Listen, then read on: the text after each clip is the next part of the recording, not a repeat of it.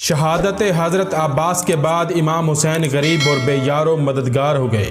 کوئی نہ تھا جو آپ کی مدد کرتا۔ آپ نے میدان میں جانے سے پہلے خواتین اور بچوں کو وداع کی اور انہیں سکوت اور صبر کی تلقین کی۔ جب امام حسین علیہ السلام میدان میں پہنچ گئے اور دشمنوں کے سامنے آ کر تلوار سے ٹیک لگائی اور بلند آواز سے فرمایا، میں تمہیں خدا کی قسم دیتا ہوں، کیا مجھے پہچانتے ہو؟ یزید کی فوج نے کہا، ہاں، آپ فرزند رسول ہیں۔ امام حسین نے فرمایا، کیا جانتے ہو کہ میرے باپ علی بن ابی طالب ہیں؟ سپاہیوں نے کہا، جی جانتے ہیں۔ امام نے پوچھا، تمہیں خدا کی قسم کیا جانتے ہو کہ اولین مسلمان خاتون جناب خدیجہ میری نانی ہیں؟ سپاہیوں نے کہا، ہاں ہم جانتے ہیں۔ امام نے فرمایا، تمہیں خدا کی قسم کیا جانتے ہو کہ جعفر جو بہشت میں پرواز کرتے ہیں وہ میرے چچا ہیں؟ سپاہیوں نے کہا، ہاں ہم جانتے ہیں۔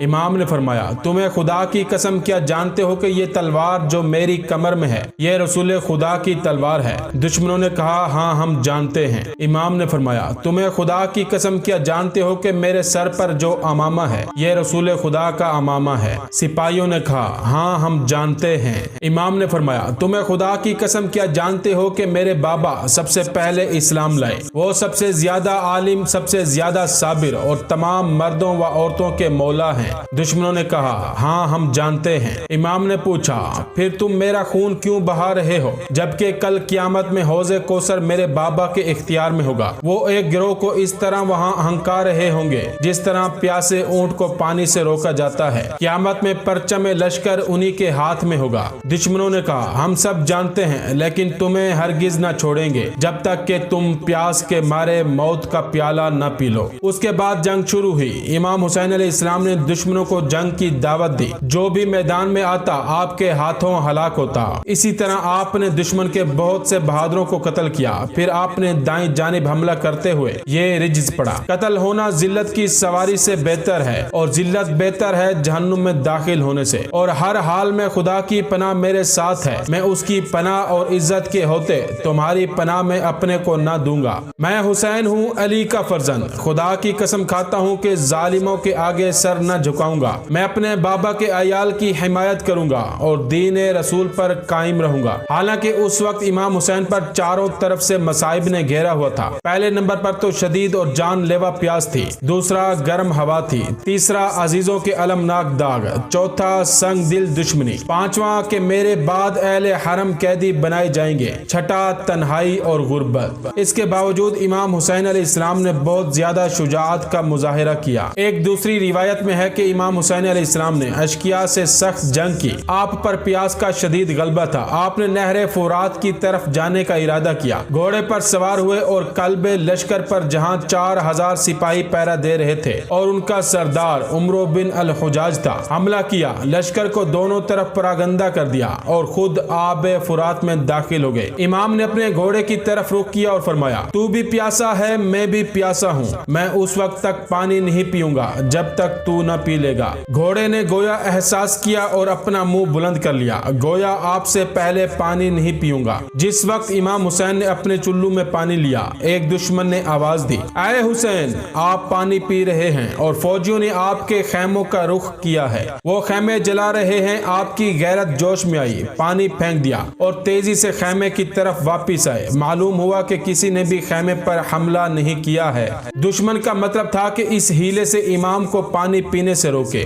ایک روایت میں ہے کہ امام حسین نے عمر ساز کے سامنے 3 باتیں رکھی، یہ گویا ایک طرح کا اتمام حجت بھی تھا۔ امام حسین علیہ السلام نے فرمایا، پہلا یہ کہ مجھے اور میرے اہل بیت کو چھوڑ دو کہ ہم مدینے واپس چلے جائیں، دوسرا یہ کہ مجھے ایک گھونٹ پانی پلا دو کہ شدت تشنگی سے کلیجہ بھن رہا ہے، تیسرا یہ کہ میری یہ دونوں باتیں قابل قبول نہ ہوں تو جس طرح میں اکیلا ہوں تم میں سے بھی ایک ایک میرے مقابلے کے لیے آئے۔ عمر سعد نے جواب دیا کہ تمہارا مدینے جانا اور پانی پینا تو کسی طرح ممکن نہیں، لیکن تمہاری تیسری بات شریفانہ ہے، اسے قبول کیا جا سکتا ہے۔ عمر سعد کے حکم سے فوج کے چند بہادر شجاع افراد میدان میں آئے۔ امام نے ان سے اکیلے جنگ کی، لیکن سبھی امام کی ہلاکت آفری تلوار سے زمین پر ڈھیر ہو گئے۔ عمر سعد سمجھ گیا کہ اکیلے امام سے جنگ ناممکن ہے، اس طرح فوج کا ایک سپاہی بھی باقی نہ رہے گا، اس لیے اس نے معاہدہ توڑ دیا اور اجتماعی حملے کا حکم دے دیا۔ آپ پر چاروں طرف سے حملہ کر دیا گیا۔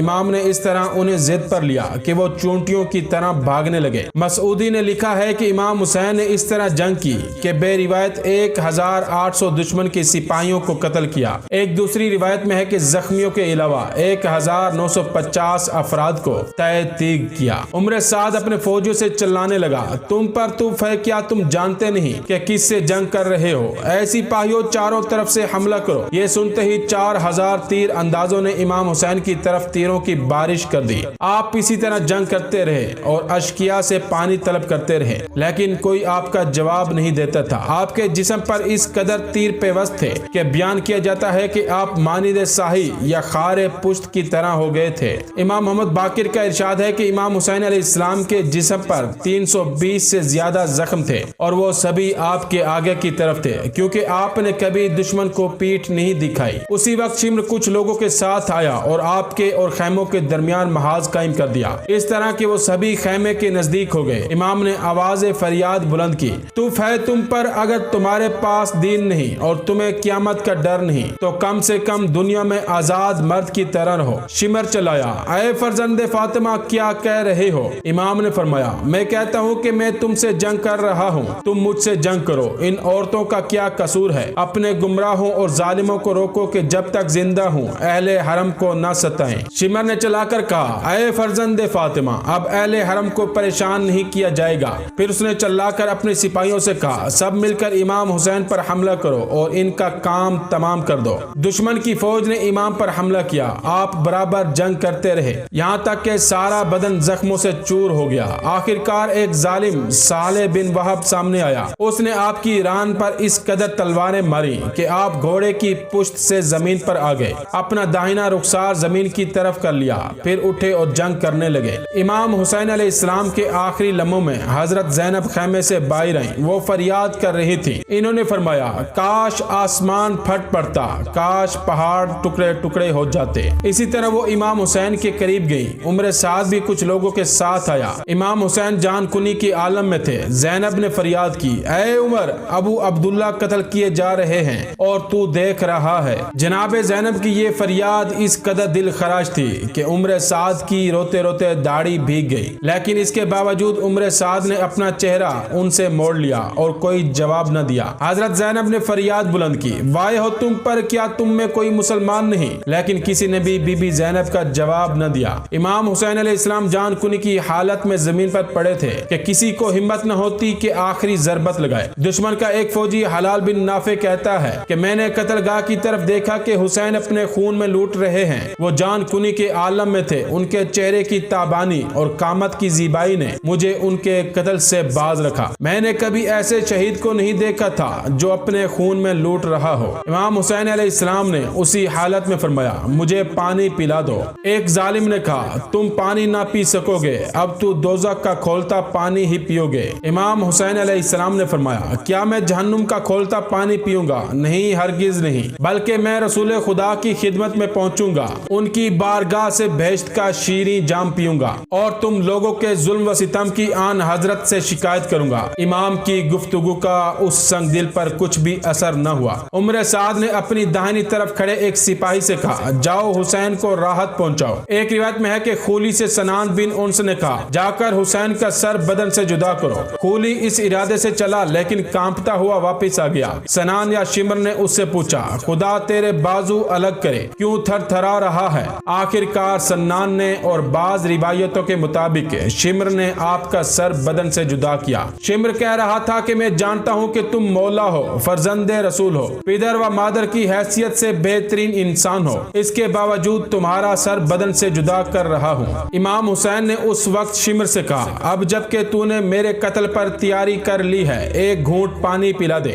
شمر نے کہا، اے پسر ابو تراب، کیا تم نہیں سمجھتے کہ تمہارا باپ ساقی کوثر ہے؟ وہ جام کوثر سے دوستوں کو سیراب کرے گا، صبر کرو تاکہ انہی کے ہاتھ سے سیراب ہونا۔ دوسری روایت میں ہے کہ شمر نے کہا، خدا کی قسم میں ایک گھونٹ بھی پانی نہ دوں گا یہاں تک کہ تم گھونٹ گھونٹ موت کا پیالہ پی لو۔ امام حسین کے قتل ہونے کے بعد عمر سعد نے اپنے لشکر میں اعلان کیا کہ کون ہے جو حسین کو روندے اور ان کے سینے اور پشت پر گھوڑے دوڑائے۔ 10 افراد تیار ہوئے، وہ 10 افراد اپنے گھوڑے پر سوار ہوئے اور جس میں حسین پر گھوڑے دوڑانے لگے۔ یہ حالت ہو گئی کہ امام کے سینے اور پشت کی ہڈیاں چور ہو گئیں۔ ان 10 افراد کو ابن زیاد کی طرف سے بہت زیادہ انعام دیا گیا۔ جس وقت امام حسین علیہ السلام گھوڑے کی پشت سے زمین پر تشریف لائے، آپ کے گھوڑے نے جس کا نام ذوالجناح تھا آپ کا طواف کرنے لگا۔ اس طرح وہ آپ کا بچاؤ کر رہا تھا، بار بار ہنہنا رہا تھا۔ عمر ساتھ چلایا، اس گھوڑے کو پکڑ کر میرے پاس لاؤ کیونکہ یہ رسول خدا کا بہترین گھوڑا ہے۔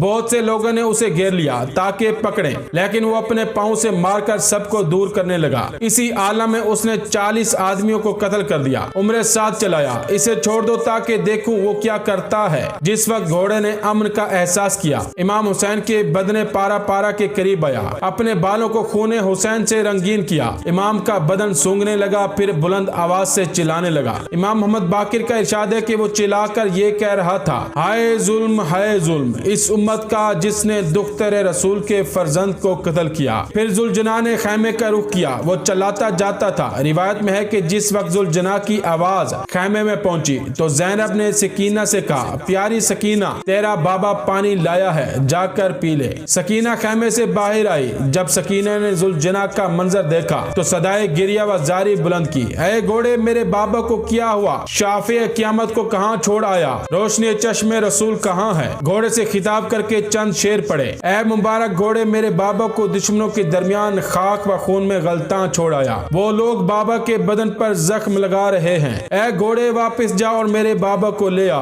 اگر انہیں لے آیا تو میں تیرا احترام کروں گی۔ بعض نے نقل کیا ہے کہ اس گھوڑے نے خیام کے پاس ہی اس قدر سر پٹکا کہ وہی مر گیا۔ بعض نے نقل کیا ہے کہ وہ گھوڑا وحشت زدہ اہل حرم کے پاس سے چلا آیا اور اپنے کو نہر فرات میں ڈال دیا، پھر اسے کسی نے نہ دیکھا۔